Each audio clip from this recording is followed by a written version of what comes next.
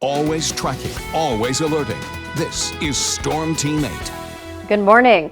It's quiet, it's dry out there right now. Actually, conditions are pretty nice. It feels like a very typical winter morning, but as we go on throughout the day, we're going to see our conditions deteriorate as a winter storm pushes up from the south.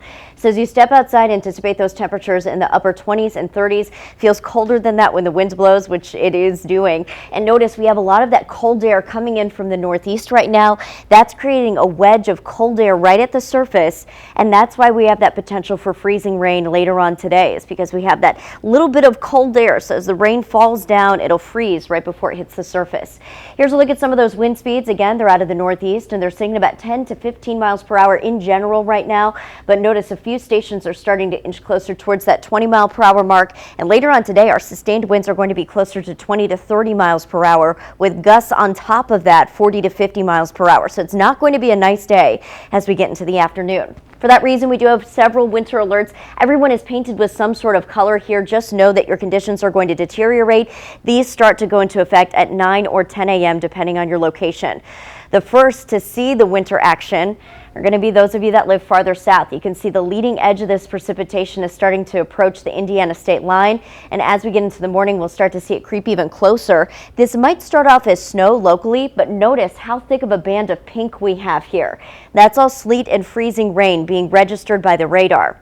Now behind that, you can see heavy rain. So we have quite a bit of moisture that's going to be streaming up through the area, and that's why we have that potential for a significant icing event. All of this is from that same storm that produced really horrible conditions in Texas, blizzard warnings, also some of those tornado warnings we've been telling you about throughout the morning. And notice this is going to be following our southern jet stream all the way up into West Michigan. So that's why as this tracks on through, we're going to be seeing this changeover from first snow to freezing rain and sleet to rain as we go on throughout the evening. Watch your futurecast. It starts cold, finishes warm.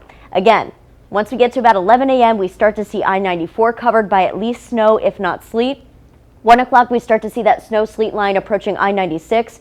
Kalamazoo, Battle Creek, South Haven at this time, probably going to be seeing some freezing rain. Continuing on through about 3 o'clock, more people joining that freezing rain category. And then as we get into the overnight hours, we transition all the way over to just plain old rain. Our temperatures rise and we actually get close to about 35 as we go overnight tonight, and tomorrow's high up near 40. So here's a look at basically how we break down the storm. Ice accumulation farther south, only about 1/10 of an inch, but closer to that I-96 corridor as much as 1/2 an inch. And on top of this, right around 4 o'clock, Casey, is when we're going to see the strongest winds.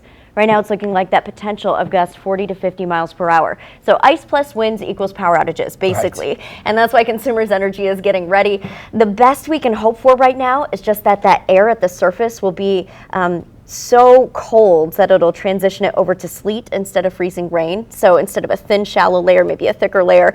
You're just nodding and nodding. That's the only thing that we can hope for, because it'll give us traction on the roads instead of freezing rain. But